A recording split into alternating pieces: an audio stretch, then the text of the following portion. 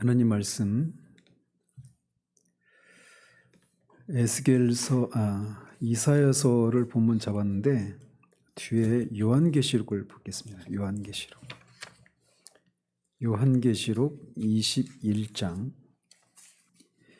요한계시록 21장 22절에서 27절까지 같이 읽겠습니다. 22절에서 27절까지. 성 안에서 내가 성전을 보지 못하였으니 이는 주 하나님 곧 전능하신 이와 및 어린 양이 그 성전이심이라. 그 성은 해나 달의 비침이 쓸데없으니 이는 하나님의 영광이 비치고 어린 양이 그 등불이 되심이라. 만국이 그 빛 가운데로 다니고 땅의 왕들이 자기 영광을 가지고 그리로 들어가리라.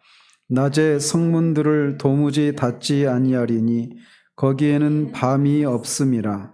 사람들이 만국의 영광과 존귀를 가지고 그리로 들어가겠고 무엇이든지 속된 것이나 가증한 일 또는 거짓말하는 자는 결코 그리로 들어가지 못하되 오직 어린 양의 생명책에 기록된 자들만 들어가리라. 아멘. 지난주에는 하나님의 성품과 본질을 반영하는 하나님 나라 문화를 창조하라 라고 하는 이 문화 사명에는 크게 두 가지 사명이 있다고 그랬습니다. 사유적인 사명과 개발의 사명이라고 하는 것. 그리고 이 사명은 네 가지 특징이 있는데 공동체 프로젝트이고 발전과 보존, 또 역동적이고 점진적인 특징을 갖는다라고 하는 것을 말씀드렸습니다. 자, 이렇게 우리는 문화 사명자로 그렇게 부름을 받았습니다. 그런데 안타깝게도 우리가 알다시피 이 하나님이 우리에게 생육하고 번성하라, 그리고 또 에덴 동산을 경작하고 보존하라 라고 하는 이 명령을 받았어요. 근데 그게 이제 바로 문화 사명이라고 말씀드렸는데, 그게 창조 때 우리에게 주어진 그런 소명임에도 불구하고 우리가 알다시피 타락이라고 하는 사건이 일어납니다. 그래서 타락으로 인해서 인간은 자신의 정체성과 목적을 모두 거부하게 됩니다. 모든 선의 기준이 되는 하늘의 높으신 왕에게 반역을 하게 됩니다. 그래서 그분의 온전하신 선하심에 이제 참여하지 않기로 그렇게 결정을 내리는 겁니다.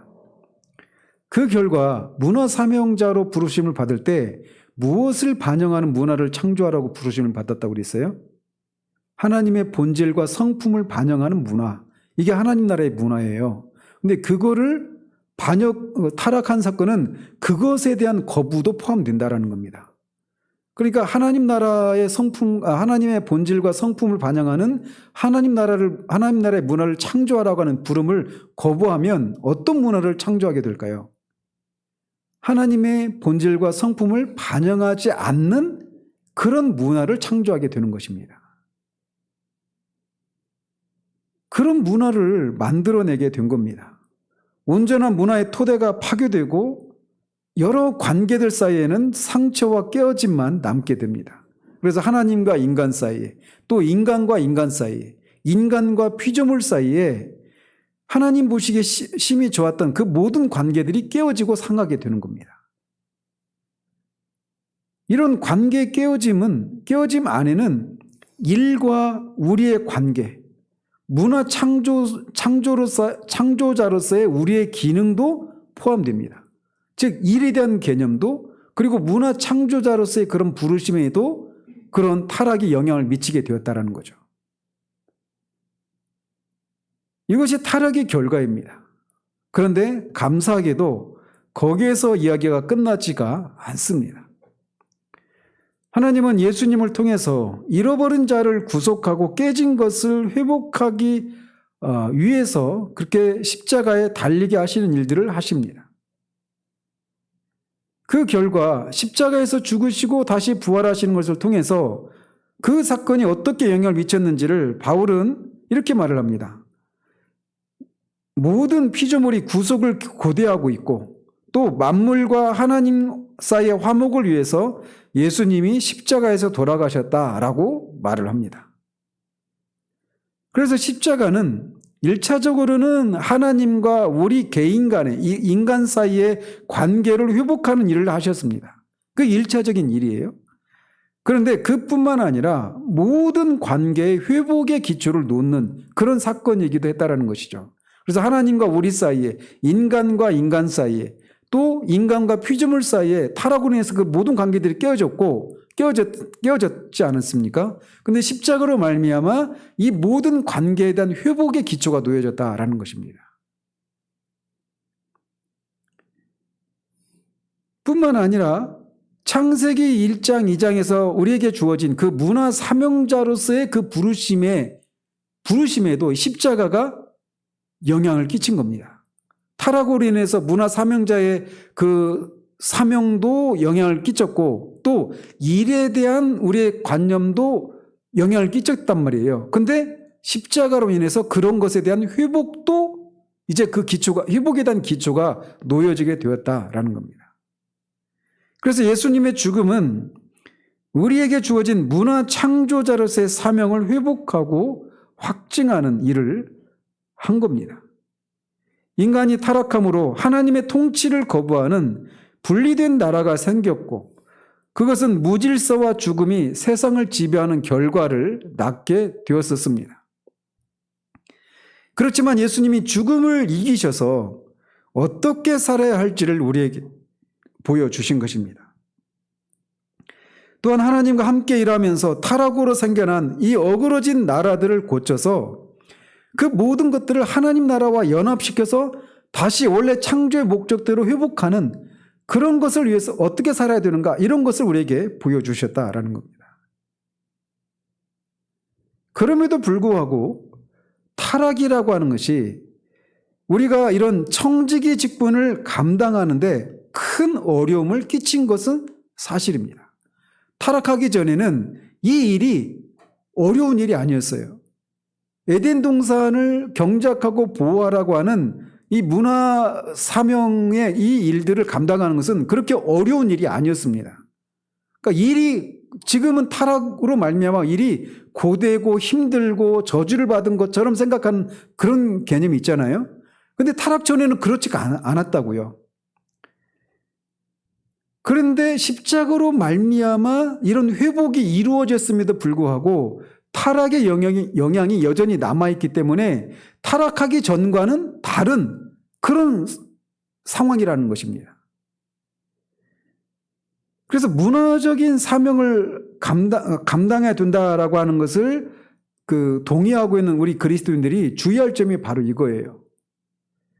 타락으로 인해서 우리가 이런 하나님의 권속, 하나님의 창조 세계를 다스리고 보호하고 개발하고 이런 사명을 감당하는 것이 타락 전보다 쉽지 않다, 어렵다라고 하는 것을 기억해야 된다는 겁니다.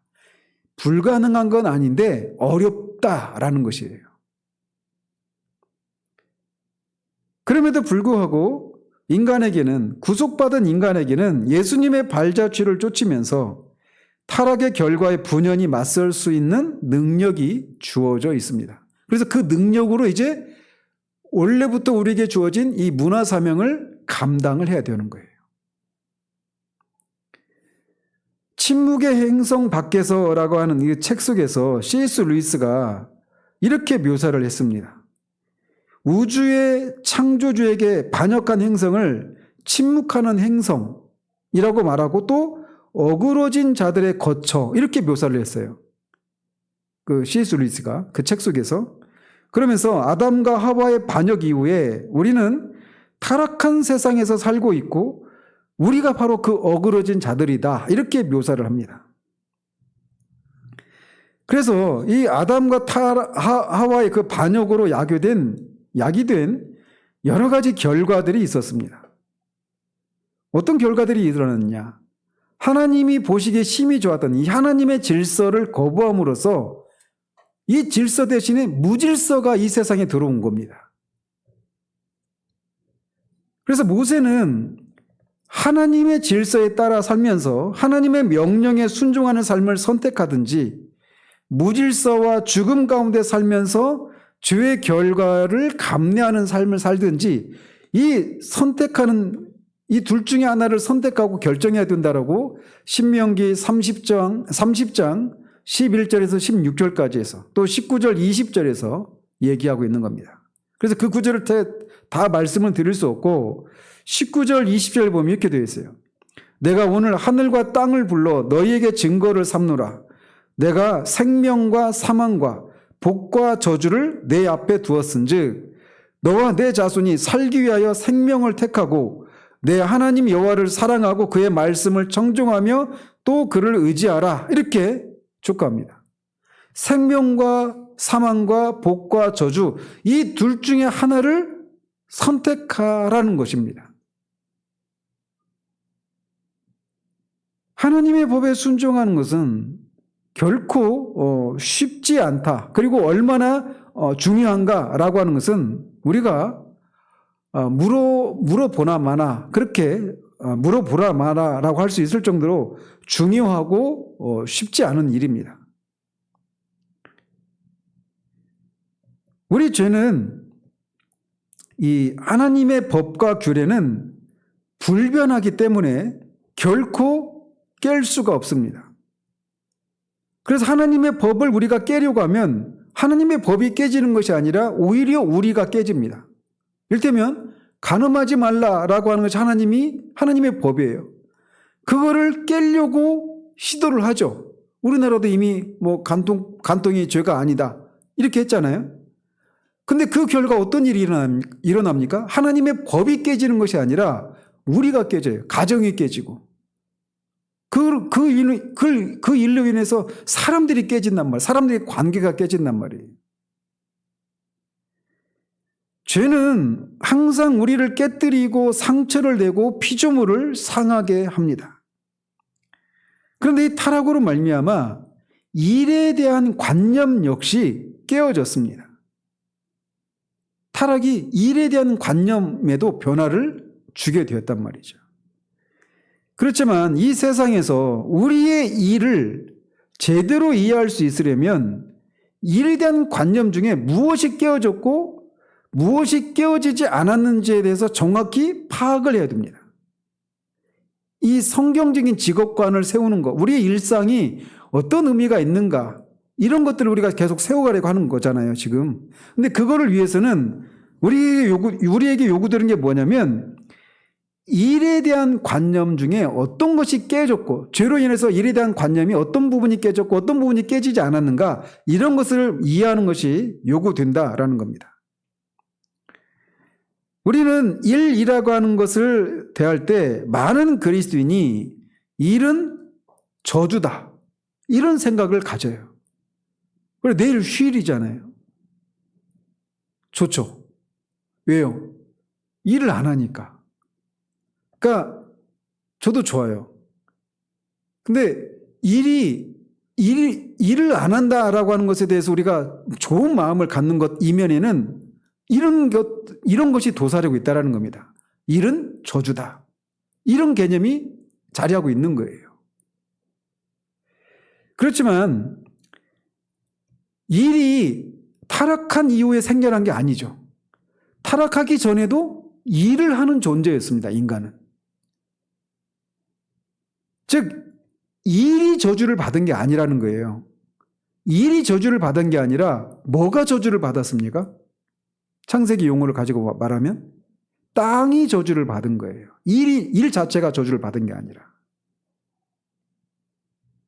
그래서 땅이 저주를 받아서 선한 것만 내던 땅이 가시와 엉겅퀴를 내기 시작한 것입니다. 가뭄과 홍수와 지진과 기근 이런 어떤 자연적인 악 이런 것이 땅이 저주를 받은 결과 생겨나게 된 거예요. 그래서 땅이 저주를 받았기 때문에 일 자체는 저주를 받지 않았지만 일을 통해서 어떤 성과를 내기 위해서는 이제 일이 힘들어지기 시작한 것입니다. 그렇다고 해서 일 자체가 저주를 받은 게 아니란 말이에요. 이거를 우리가 먼저 알아야 됩니다. 일은 저주를 받은 게 아니라는 거. 일이 왜 이렇게 힘들고 고통스러운 곳에 다가왔느냐? 땅이 저주를 받은 것 때문이다. 이거를 먼저 알아야 된다는 겁니다. 그렇다면 우리는 그저 수동적으로 잡초가 땅을 덮은 그런 모습을 지켜보기만 해야 하는지 아니면 그런 잡초에 맞서야 할까라는 겁니다. 결론은 너무 뻔하죠. 우리 선조들의 표현대로 하면 자연악, 이것에 맞서 싸워야 됩니다. 잡초가 뿌리를 내리지 않도록 계속해서 그 잡초를 뽑아내는 일들을 해야 하는 것처럼 그 문화사명자라는 얘기는 일에 대한 일과 연관되는 거죠. 그러니까 문화사명자로서의 그 자체가 취소되거나 저주받은 것이 아니에요. 일이 취소되거나 저주받은 것이 아닌 것처럼. 그런데 땅이 저주를 받았기 때문에 일이 힘든 것처럼 문화사명자로서의 그 사명을 감당하는 것은 여전히 유효하지만 그 일이 이제는 어려워졌다, 힘들어지게 되었다라는 겁니다. 그리고 문화사명자로서의 그런 일을 감당해 나갈 때 땅이 저주를 받아서 잡초를 내는 것을 우리가 그냥 지켜보기만 하지 않고 그것을 잡초를 맞서 싸워서 그것을 제거하려고 하는 일을 하는 것처럼 문화사명자로서의 그런 사명을 감당할 때 타락의 결과로 말미암아 어려움이 초래되고 있지만 그걸 그냥 가만히 내버려두는 것이 아니라 그것에 맞서서 싸우는 이런 일들이 요구된다라는 거예요. 그래서 아이작 와츠라고 하는 이 영국의 찬송가 작가이자 목사인 분이 기쁘다 구주 오셨네, 이 캐롤 알죠? 거기에서 이 자연악과 그에 대한 우리의 반응을 이렇게 노래합니다. 더는 죄와 슬픔이 자라지 않으리. 더는 가시가 땅을 덮지 못하리. 그가 축복을 넘치게 하려 이 땅에 오셨으니 저주가 있는 곳까지 은혜가 흘러가리라. 저주가 있는 곳까지 은혜가 흘러가리라. 저주가 있는 곳까지 거기까지 은혜가 흘러가리라.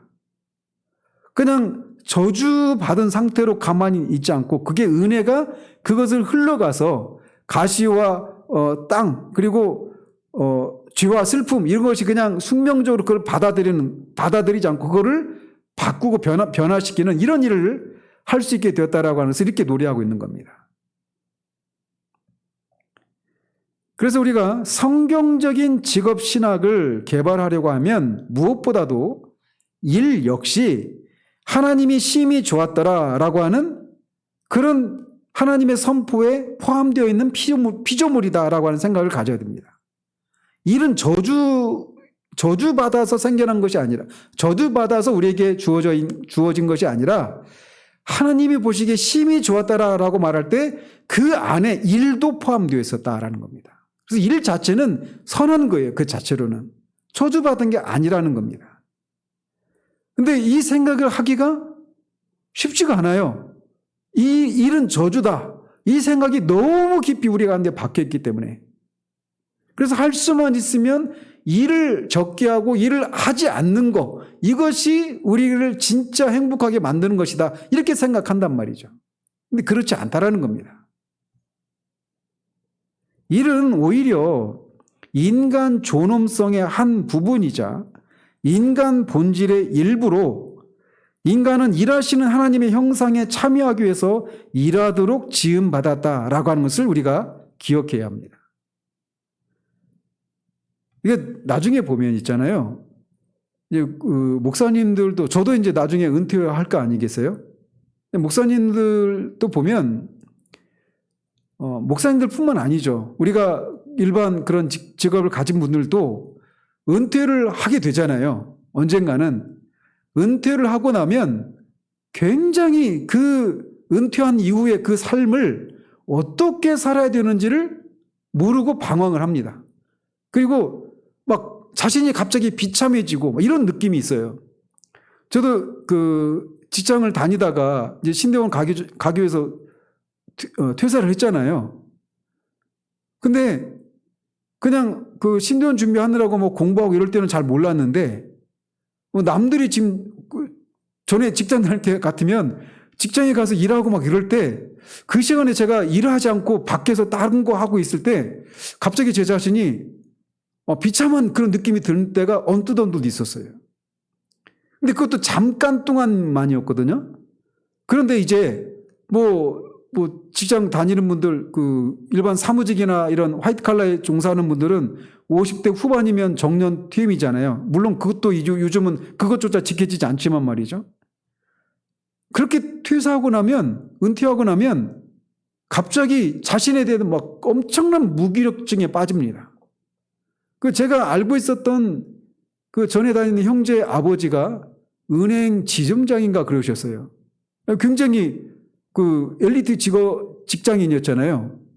근데 그분이 그 퇴사하고 나서, 그러니까 명예퇴직을 했다던가, 아무튼 그러고 나서 수년 동안을 집에서만 그렇게 보내는 겁니다. 그러니까 이게 일이라고 하는 것이 우리는 할 때는 이게 저주고 막 될 수 있으면 일을 안 하고 싶어 하고 뭐 이러잖아요.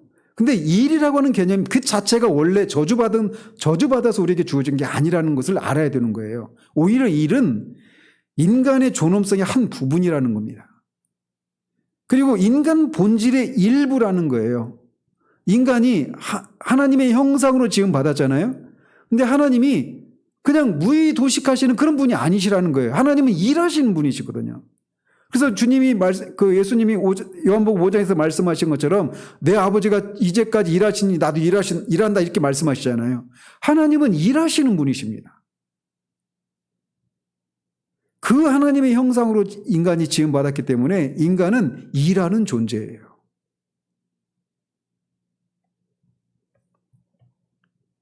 그래서 인간은 태초부터 일하라고 부름을 받은 존재라는 겁니다. 이거를 우리가 기억해야 돼요.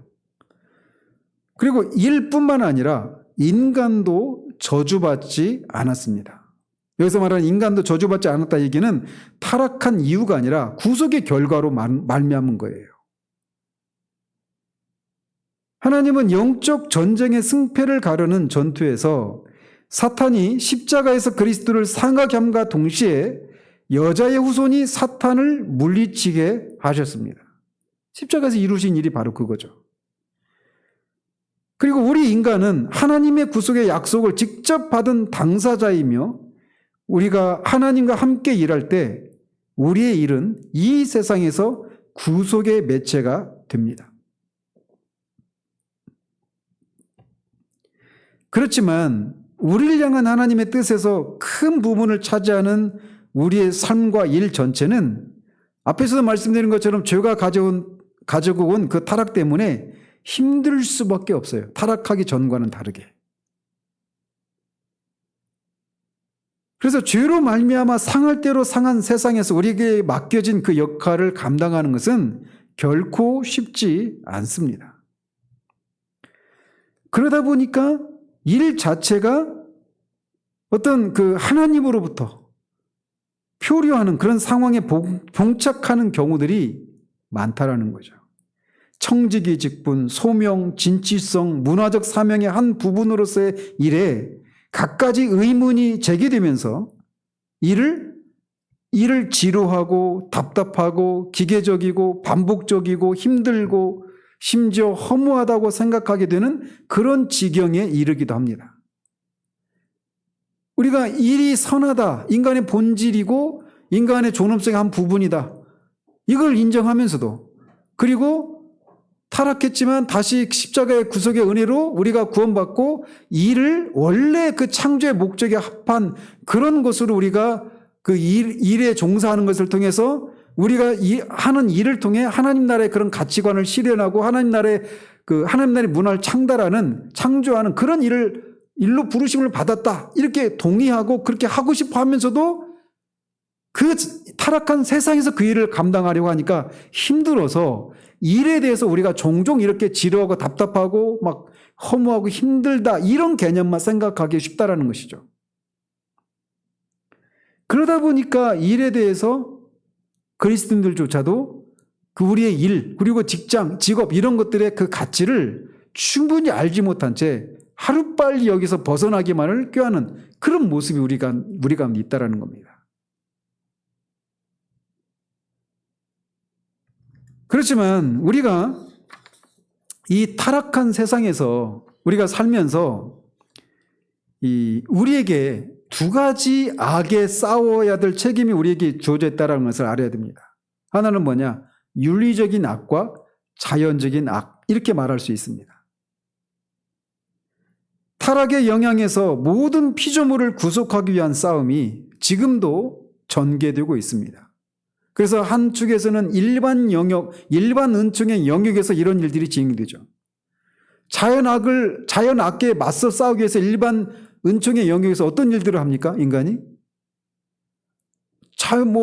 자연을 탐구하고 또 그것들을 극복하기 위해서 어떤 과학적인 사실들을 발견해서 문명을 발전시키는 과정을 통해서 그런 자연악들을 극복하는 일들을 하잖아요.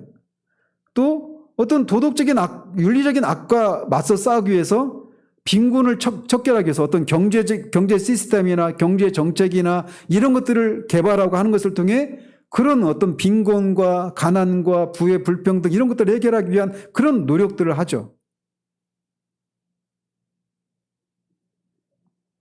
그러면서 이렇게 일반 은총의 영역에서 그런 일들이 이루어지고 있다면 복음을 통해서 인간의 마음과 삶을 변화시키고 인간 본연의 형상인 그리스도의 형상을 본받아 나가도록 할 때 우리는 일의 존엄성이 확립이 되고 인간의 그런 이 삶과 일이라고 하는 것이 굳건히 서서 하나님 나라와 통합을 이루는, 그래서 그 각 영역에서 하나님 나라의 문화가 창달되고 개발되는 이런 일들이 진행될 수 있다라는 것입니다. 그렇기 때문에 이 타락한 세상에서 일에 대해서 우리는 두 가지 상반되는 것 같은 태도를 갖춰야 됩니다. 하나는 뭐냐면 현실주의고 하나는 이상주의입니다. 이거는 구원에 있어서 우리가 이미 그리스도의 십자가를 통해서 우리가 구원이 이미 이루어졌다. 우리의 구원이 이루어졌다. 이미라고 하는 이 생각과 그렇지만 아직 이루어지지 않았다. 이 사이에 이 둘 사이에 이미와 아직의 이 두 사이의 긴장 관계 속에 우리가 있다. 이렇게 얘기하잖아요. Already, not yet. 그런 것처럼 타락한 세상에서 일에 대해서 우리가 가져야 될 태도도 두 가지라는 겁니다. 현실주의와 이상주의예요. 현실주의는 뭐냐면 상황을 있는 그대로 보게 해주는 겁니다. 부패한 경제구조, 죄악된 인간, 자연악, 이런 현실이 우리 현실이라는 거예요. 이런 것들이 보편화되어 있는 현실이. 그렇기 때문에 이 세상에서 우리가 우리의 일을 통해서 하나님 나라의 문화를 창달하는 이 일을 해야 되는데 이런 현실 속에서는 그 일이 완성될 수 없다라고 하는 이런 현실주의적인 생각을 가져야 되는 거예요. 이 일을 위해서 우리가 혼신의 힘을 다해야 되겠지만 주님이 오셔서 완성되기 전까지는 이 일이 완벽해질 수 없다. 이 생각을 하나 가져야 된다는 겁니다. 그러면서 동시에 우리는 이상주의자가 되어야 합니다. 현실주의자이면서도 동시에 이상주의적이어야 한다는 겁니다. 그리스도가 십자가에서 결정적인 승리를 거두셨고 이 승리로 도덕적인 악과 자연악과의 전 우주적인 싸움에서의 승리의 전기가 마련되었다라고 하는 사실을 우리가 잊지 말아야 되는 거예요. 그러니까 아직 완벽한 승리는 거두지 않았지만 결정적인 승리를 거뒀다라고 하잖아요. 그 2차 대전과 비교해서 무슨 데이 나눕니까? D-Day와 V-Day. 그죠? 노르망디 상륙 작전을 통해서 결정적인 2차 세계대전에서 결정적인 승리를 정치했던 것처럼, 그렇지만 그 뒤로 1년 뒤에 완전히 승리하게 되잖아요. 그런 것처럼 이 결정적인 이 도덕적이고 자연적인 악과 싸움에서의 그 승리할 수 있는 전기가 그리스도의 십자가에서 이루어졌어요. 또 그 전쟁의 최종적인 결과도 알죠. 예수님이 재림하시면 이 십자가에서 이루신 이 일이 모든 관계를 회복해서 모든 영역이 하나님의 본질과 성품을 드러내는 하나님 나라가 완성되는 그 일이 반드시 성취될 것이라고 하는 것도 우리는 압니다. 그리스도는 그분의 깃발을 따라서 전장 한복판으로 들어가자며 우리를 부르셨습니다. 이런 전쟁의 한복판으로 말이에요. 하나님은 이 세상에서 그분의 피조물을 구속하시고 그분의 나라를 건설하시고 지금도 일하고 계십니다. 그리고 우리는 여기에 우리도 동참해야 되는 거예요. 하나님이 이 하시고 있는 그리스도의 십자가 사역을 통해서 이루어진 그 시작된 이 일에, 그리고 그리스도의 재림을 통해서 완성될 그 일에 우리도 그 일에 동참하도록, 피조물들을 회복하는 그 일에 우리가 동참하도록 우리를 부르신 것입니다. 그것이 우리가 나라가 임하시오며 뜻이 하늘에서 이루어진 것 같이 땅에서도 이루어지다라고 기도할 때 그 기도에 포함된 내용 중에 하나이기도 한 거예요. 하나님은 한 구석에서 가만히 앉아 있으라고 우리를 부르지 않으셨습니다. 하나님 나라 확장을 위한 전투에 참여하라고 우리를 부르신 것입니다. 그래서 왕을 섬기는 자로서 우리는 여기 이 세상에서 아주 구체적인 방법으로 각자 자신에게 주어진 자연적이고 영적인 은사를 사용해서 이 하나님 나라의 문화를 창달한 일에 동참을 해야 되는 겁니다. 그래서 모든 자연적이고 영적인 은사로 무장하고 진리와 생명과 정의를 위해서 빈곤과 기아와 무지 등에 맞서야 합니다. 상하고 깨진 세상 이 한복판에서 구속받은 인간인 우리가 그 문화를, 타락의 영향으로 오염되어 있는 그 문화를 구속하고 열방을 변화시켜야 하는 일들을 감당해야 한다는 것이죠. 그래서 데이비드 헤게만은 이것을 이렇게 요약합니다. 이처럼 하나님은 모든 선한 일을 행할 능력을 갖춘 구속받은 이들로 공동체를 만들고자 하신다. 우리는 일하기 위해 구속받았다.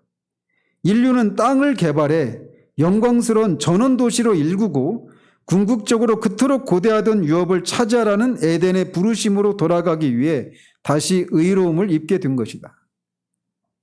우리가 구원받은 것이 그냥 천국에, 이 땅에 살다가 천국에 들어가는 것이 끝나는 것이 아니라 에덴 동산에서 우리에게 주어져 있던 그 명령, 땅을 정복하고 다스리라고 하는 이 명령, 그리고 그 동산을 경작하고 보존하라고 하는 이 명령, 이거를 위해서 우리를 부르셨다라는 겁니다. 따라서 구속받은 사람들은 단순히 기존 문화가 가는 대로 흘러가서는 안 됩니다. 왜 그래요? 기존 문화는 다 타락으로 말미암아 오염됐기 때문에 구속을 받아야 될 것들이기 때문에 그래요. 그래서 문화의 부정적인 면을 공격하는 데 그쳐서도 안 됩니다. 이게 이제 이런 것은 앞에서도 벌써 몇 달 전이 됐는데, 문화의 부정적인 면을 공격하기만 하는 것에서 그쳐서는 안 돼요. 이런 것이 어떤 측면에서, 어떤 진영에서 많이 드러난다고 했습니까? 근본주의 진영에서 이런 것들이 많이 드러난다고 그랬잖아요. 문화의 부정적인 면을 공격하는 데 그쳐서도 안 됩니다. 나아가 하나님 나라의 문화를 발전시켜야 하는 거예요.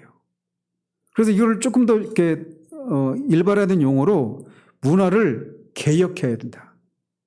문화 변혁, 이런 용어를 쓰는 겁니다.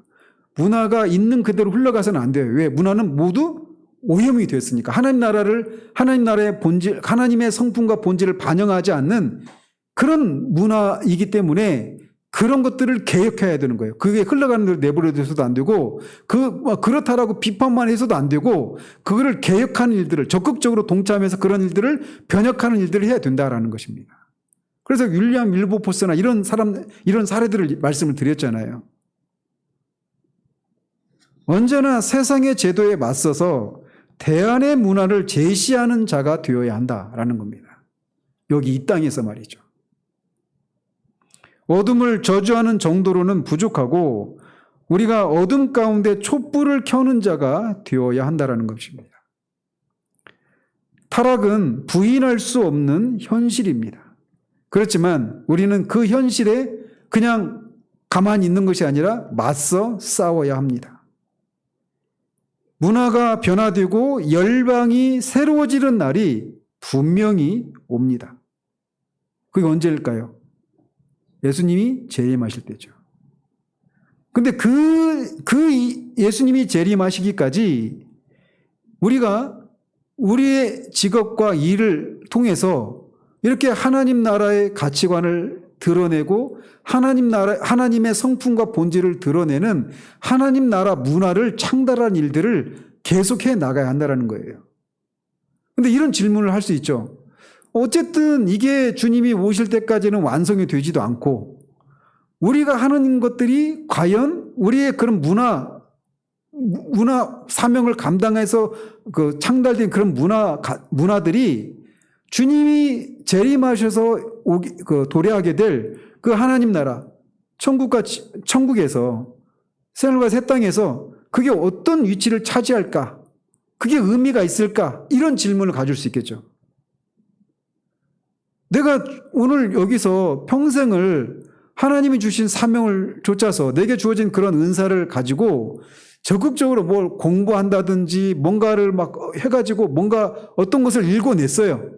근데 이게 그 영원한 하나님 나라에서 과연 이게 연속적인 가치가 있느냐? 이런 질문을 가질 수 있잖아요. 그것에 대해서 어떤 생각을 가지십니까? 연속적인 가치가 있다는 겁니다. 이 땅에서의 문화가 천국에서의 천국에서 그게 연속적인 가치가 있다는 거예요. 그게 그래서 문화의 최종적인 목적이 뭐냐? 문화는 궁극적으로 무엇을 위해서이냐? 우리는 무엇을 위해서 일하는가? 라고 할 때 이런 질문들이 생겨날 수 있는데 이 질문에 대한 답이 오늘 읽었던 본문이에요. 요한계시록 21장 22절 26절에 담겨 있는 겁니다. 역사에 종무할 때 그리스도께서 다시 오셔서 그분의 신부인 교회와 혼인을 하실 것입니다. 이게 계시록 19장 있는 거죠. 그리고 그분은 거룩한 성 새 예루살렘과 함께 이 땅에 오십니다. 그리고 그때 뭐라고 말을 합니까? 21장 22절 26절에 누가 그 성 안으로 뭘 가지고 들어간다고 얘기합니까? 땅의 왕들이 자기 영광을 가지고 그리 들어간다 이렇게 말을 하고 있어요. 이 땅의 왕들이 열방의 영광과 존귀를 가지고 하나님의 성으로 들어간다 이렇게 말하고 있단 말이에요. 이 마지막 때에 이 열방의 축복이 성취되고 열방은 주님의 제자가 됩니다. 그 결과 각 나라의 특별한 영광이 하나님의 영광의 빛 가운데 드러나게 됩니다. 마치 이 21장 22절 26절에 묘사된 이 장면은 땅의 왕들이 만국의 땅의 왕들이 만국의 자기 영광 만국의 영광을 가지고 그 성으로 들어간단 말이에요. 새 예루살렘 성으로. 근데 이 장면은 마치 주님이 처음 이 땅에 오셨을 때 왕으로서 오신 그 주님을 경배하기 위해서 찾아왔던 사람들이 있죠. 누구죠? 동방박사가 뭘 가지고 와요? 유향과 황금과 몰약 이걸 가지고 그렇게 예수님께 왕으로 오신 예수님께 경배하기 위해서 찾아오잖아요. 그런 것들을 확대한 모습인 거예요, 이게. 처음에 오셨을 때는 초라한 모습으로 오셨고 초라한 예물들을 받으셨잖아요. 초라한 사람들에게, 소수의 사람들에게. 근데 이제 주님이 다시 오실 때는 하늘과 땅의 모든 영광을 가지고 다시 이 땅의 왕으로 오실 때는 만국의 왕들이 만국의 그 영광을 가지고 주님을 맞으러 그렇게 예물을 가지고 온다. 이렇게 말하고 있단 말이에요. 이 요한계시록 21장에 나타난 모습은 구약에도 여러 군데에서 여러 가지 다양한 방식으로 묘사를 하고 있습니다. 이를테면 시편 47편, 72편 1절에서 17절, 117편, 그리고 이사야서 60장 1절에서 20절.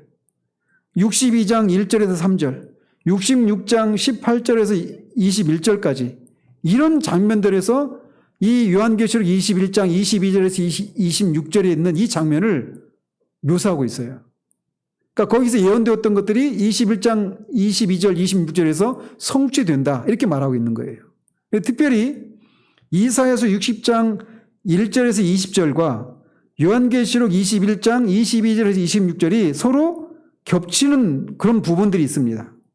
네 가지가 있는데 첫 번째로는 24절에 보면, 계시록 24절에 보면, 21장 24절에 보면 열방이 예배하기 위해서 한 곳으로 모이죠.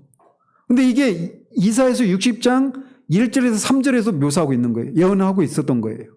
그 이사야서 60장에서 예언하고 있었던 것이 요한계시록 21장에서 성취된단 말이에요.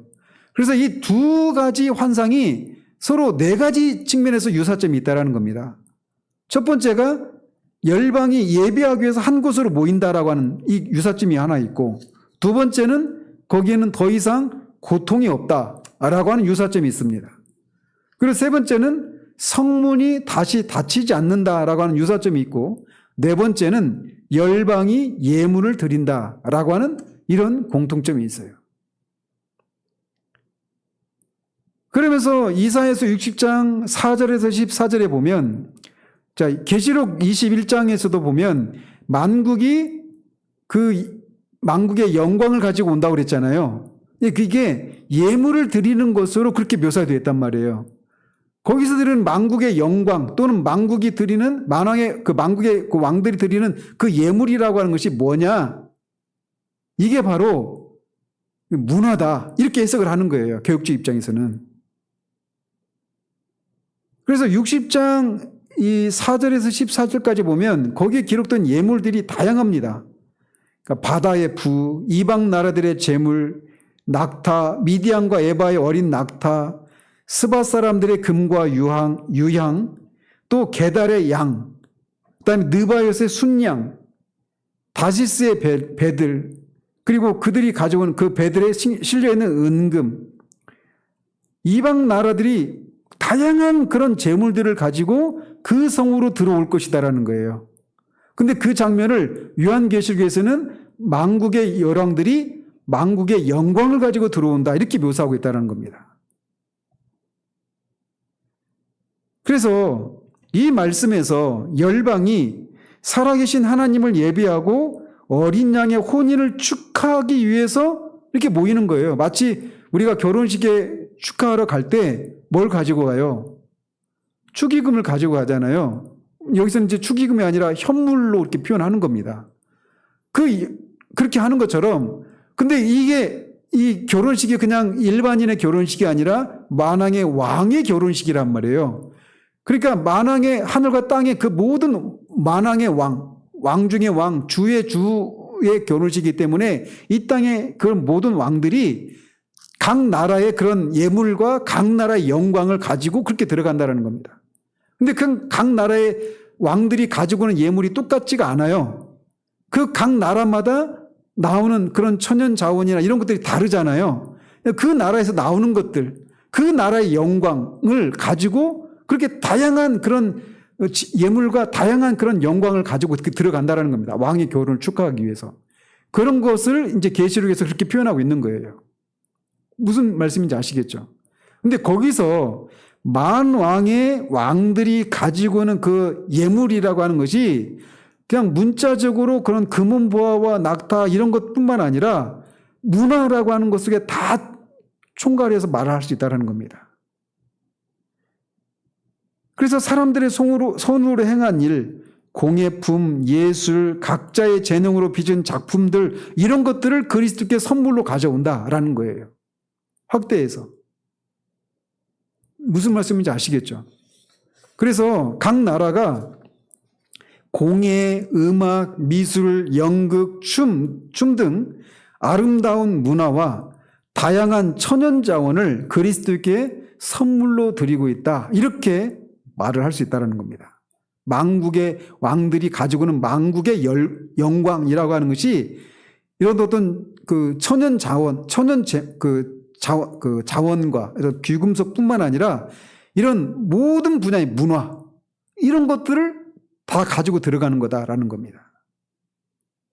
그래서 하나님의 영광의 빛 가운데 드러나는 각 나라의 독특한 영광이 그리스도께 예물로 바쳐져 영원토록 빛나게 된다라는 거예요.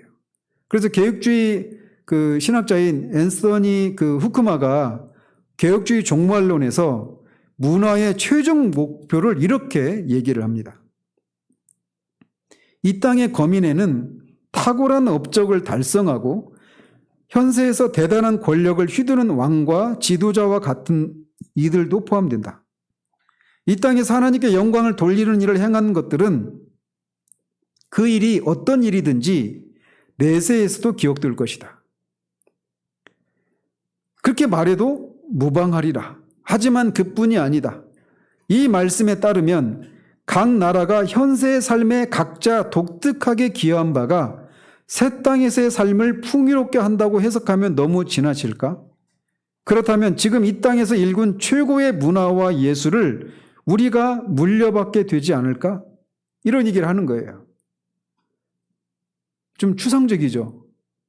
쉽게 말씀드려서 이 땅에서 우리가 하나님의 영광을 드러내기 위해서 하나님의 성품과 하나님의 본질을 드러내기 위해서 행했던 각종 일들 그리고 그 일들의 어떤 부산물들 있잖아요. 그게 공예 작품이 될 수도 있고 음악이 될 수도 있고 영화가 될 수도 있고 또는 어떤 미술 작품이 될 수도 있고 이런 것들이 그 연극이 될 수도 있고 이런 것들이 내세에서도 가치가 있을 것이다라는 거예요. 그러니까 핸델의 그런 할렐루야나 이런 거 있잖아요. 바하의 그런 여러 가지 그런 찬송가들 있잖아요. 이런 것들이 내세에도 가치가 있다라는 겁니다. 그냥 이 현세에서만 끝나는 게 아니라 내세에서도 가치가 있다라는 거예요. 그러니까 그게 다 문화잖아요. 이 땅에서 하나님을 섬기기 위해서 우리에게 주어진 자연적인 은사와 영적인 은사를 가지고 그렇게 행했던 동참했던 그 모든 것들이 내세에도 의미가 있다라는 겁니다. 연속적이라는 거예요.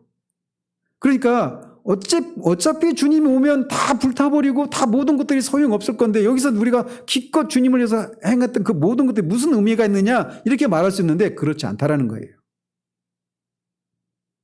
중요한 사상을 얘기하고 있는 거예요. 좀 빨리 끝났으면 이런 생각들을 하고 있는 것 같아요.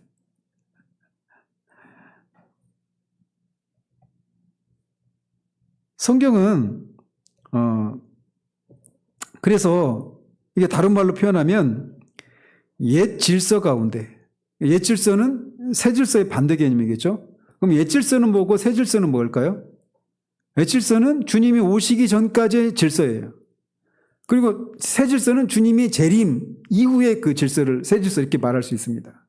자, 그래서 옛 질서 가운데 하나님 보시기에 가치가 있는 것은 모두 새 질서로 들어갈 자격을 얻는다.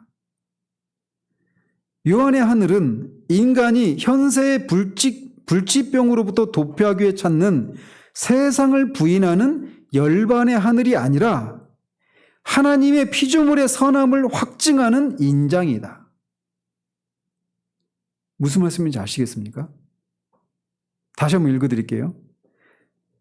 요한의 하늘은 인간이 현세의 불치병으로부터 도피하기 위해 찾는 세상을 부인하는 열반의 하늘이 아니라, 그러니까 이건 뭐예요? 현세와 열반은 완전히 동떨어진 피안의 세계예요.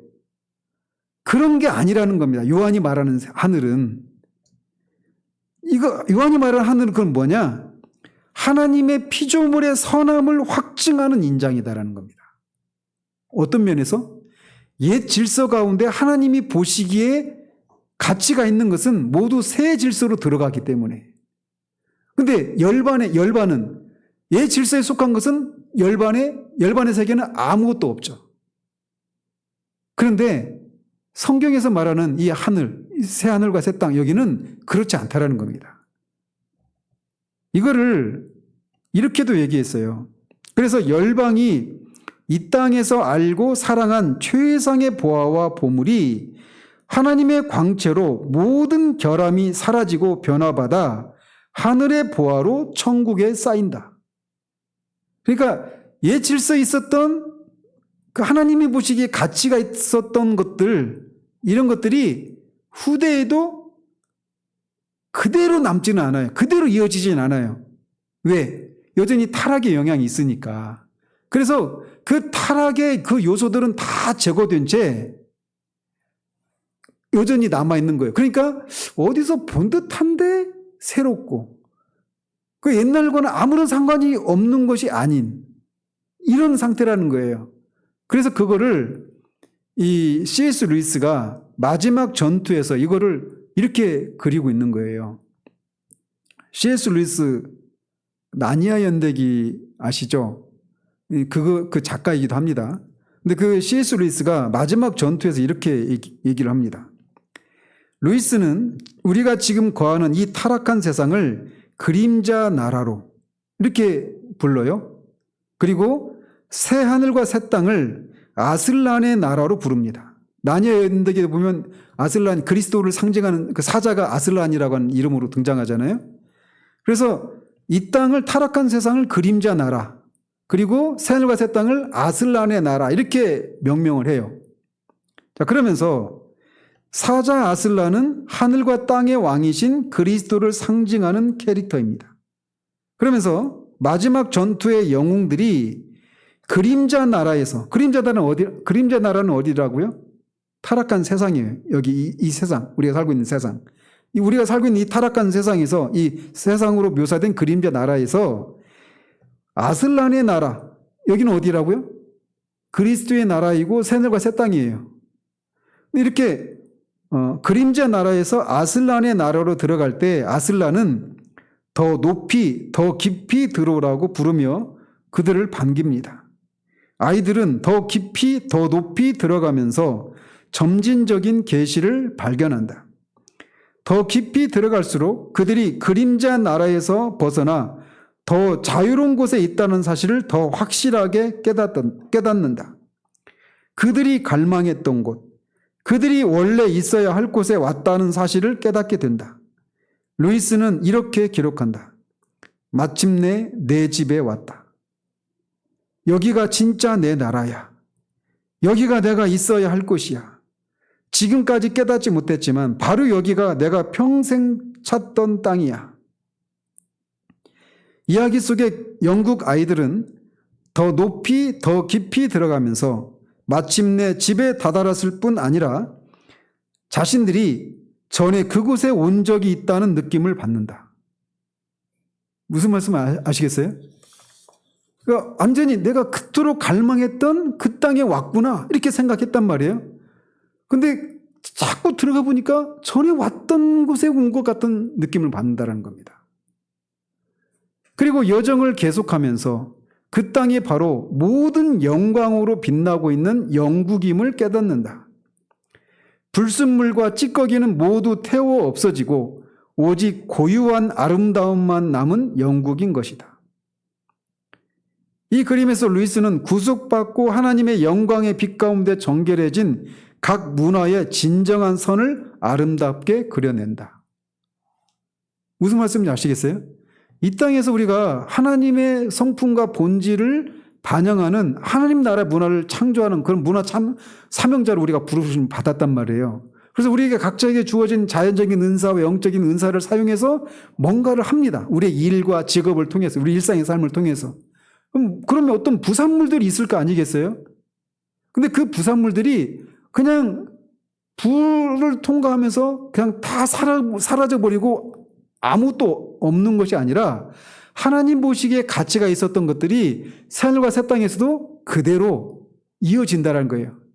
연속적이라는 겁니다. 다만 하나님의 빛을 통과하면서 그런 타락하고 찌꺼기와 오염된 것들이 다 사라지고 아름다운 선만 남아있는. 그러니까 이것은 성화와도 연관이 되는 거예요. 성화와. 그리스도인은 하나님이 기뻐하시는 선을 행할 수 있습니까? 없습니까? 제 질문에는 항상 함정이 있어요. 그러니까 이게 선을 행할 수 있다일 수도 있고 아닐 수도 있습니다. 가능한 것은 그가 뭐가 있어야 돼요?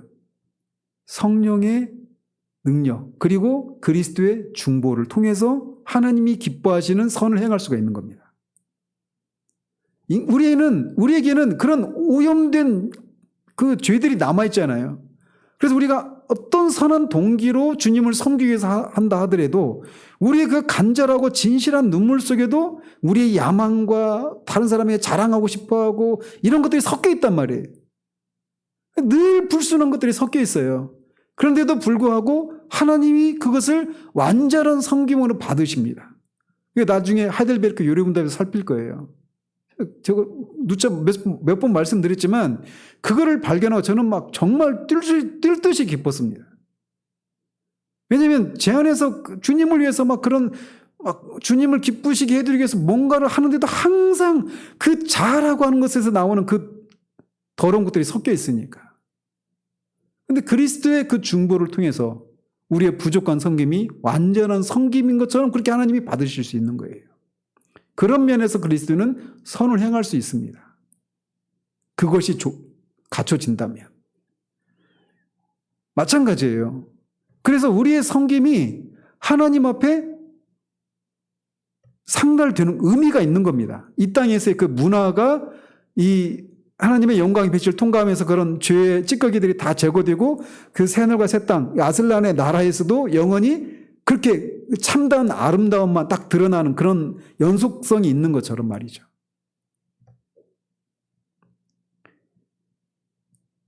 그런 면에서 우리는 또 우리 공동체는 어떤 문화를 만들기 위해서 힘쓰는지 이 문제가 지금 이 순간에도 영혼에도 말로 표현하지 못할 만큼 중요한 겁니다. 하나님의 형상을 담은 자로서 인간은 문화 창조자입니다. 문화적인 사명을 통해 하나님이 명하신 인간 본연의 목적은 거룩한 문화 창조자입니다. 하나님의 모든 진리와 아름다움, 공의 가운데 그분의 본질과 성품을 구현하는 문화를 창조하는 일이에요. 그러니까 변호사도 마찬가지예요. 변호사로 우리가 일을 한다. 그래도 하나님의 공의와 아름다움과 선을 드러내기 위해서 그 일을 하는 겁니다. 그래서 그 일을 위해서 억울한 사람들의 누명을 벗기고 그 잘못된 사람들의 어떤 그런 것들을 그 악을 그 공의 심판을 받게 하는 이런 일들이 다 그렇게 가치가 있는 거예요. 그냥 그 일을 통해서 돈을 벌고 유명세를 얻고 정치의 자리에 올라가고 이 정치권에 출마하고 이런 데서 이 현세의 삶에서만 의미가 있는 것이 아니라는 겁니다. 영원한 삶과 연결되어 있는 거예요. 우리의 삶이 다 그렇다라는 겁니다. 그럴 가능성이 있다라는 거예요. 반역과 무지로 인간은 이 세상에서 깨어짐과 상함을 더 증폭시켰습니다. 그렇지만 하나님은 만물을 그분과 화목하게 하시려고 지금도 일하시고 계십니다. 그 일에 우리가 동참하도록 우리를 부르셨다는 거예요. 그래서 네덜란드 신학자인 헤르먼 바빙크가 이렇게 얘기했습니다. 가장 넓은 의미에서 문화는 하나님이 자신의 형상으로 인간을 지으신 목적이다. 여기에는 사냥이나 고기잡이, 농업, 목축 같은 가장 오래된 직업뿐만 아니라 상업과 무역, 과학과 예술이 포함된다. 이것이 다 의미가 있는 겁니다. 그러니까 인간의 삶이. 의사나 요리사, 조경사, 목사, 소프트웨어 개발자 등 어떤 직업에서 종사하든 우리는 모두 문화 창조자로 일한다. 베이비시터들도 마찬가지예요. 애들 돌보는 일도 마찬가지고 어떤 일이든지 우리는 모두 문화 창조자로 일을 하는 사람들입니다. 성경적인 직업 신학은 문화적 사명을 바탕으로 우리의 일을 이해할 때 구축이 되는 겁니다.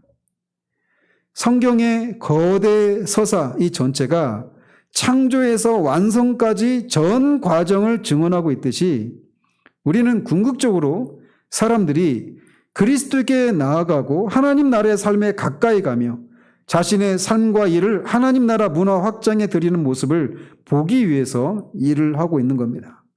바로 그렇게 일을 할 때 우리를 향한 부르심, 우리의 삶과 일이 하나님 나라에 연결되어서 우리 개인의 삶이 하나님 나라라고 하는 이 거대 서사 속의 한 부분을 차지하면서 우리의 일과 이 삶이 다 의미를 갖게 되는 겁니다. 그러니까 이 하나님 나라의 이 거대 서사에 우리가 그 일원으로 동참해서 우리가 하는 일상의 삶과 일이 의미가 있기 위해서는 바로 이 생각을 가지고 있어야 된다는 거예요. 그런 의미에서 우리의 일이 다 가치가 있을 수 있는 겁니다. 가능성이 있는 거예요. 아시겠어요? 그래서 이제 다음 장에서는 우리가 하나님의 변화 이야기를 계속 살펴보면서 우리의 이 삶과 일을 향한 우리 각자의 부르심이 무엇을 의미하는지를 찾아가도록 하겠습니다. 기도하겠습니다. 하나님 아버지, 하나님이 인간을 하나님의 형상으로 지음을 받으셨을 때 목적하셨던 것은 우리를 하나님의 성품과 본질을 반영하는 그런 문화를 창조하는 문화 사명자로 부르셨지만 타락으로 인해서 이 세상의 모든 관계들이 깨지고 일에 대한 이 관념도 깨어져서 마치 일은 저주의 산물인 것처럼 생각하는 그런 생각들이 넘쳐나고 있는 시대를 우리가 살고 있습니다. 그러나 하나님이 그렇게 내버려 두시지 않고 십자가를 통해서 모든 관계를 회복할 뿐만 아니라 일과 문화에 대한 그런 관념도 회복하시는 일을 하셨고 또 그 기초를 다 다져 놓으셨습니다. 그리고 구원받은 우리를 창조 때 우리를 부르셨던 것처럼 문화 사명자의 그 사명을 감당하도록 우리를 부르셨기에 우리에게 주어진 자연적인 은사와 영적인 은사를 사용해서 우리의 일과 직업과 삶을 통해 하나님의 성품과 하나님의 본질을 반영하는 그런 하나님 나라의 문화를 창조하는 그런 삶으로 우리를 부르셨음을 또 배우게 됩니다. 그렇기 때문에 우리가 그런 자리로 부르심을 받았다라고 하는 것을 알고 하나님의 성품과 이 본질을 드러내기 위해서 우리가 모든 분야에서 우리에게 주어진 그 일들을, 직업을 감당할 때 그 일들이, 그 문화가 주님이 오시게 되어서 새롭게 될 그 새하늘과 새 땅에서도 의미가 있고 가치가 있다는 사실들을 우리가 알게 됩니다. 그렇게 오늘 우리가 지겹게만 생각하는 우리 일상과 직업이 영혼 속에서도 의미가 있을 수 있는 일일 수 있음을 알고 그것들을 하나님이 주시는 지혜와 능력으로 그곳에서 하나님 나라의 가치를 드러내며 살아가 하나님이 기뻐하시는 그런 일들을 해나가는 우리 모두 될 수 있도록 도와주시기를 원합니다. 예수 그리스도 이름으로 기도합니다. 아멘.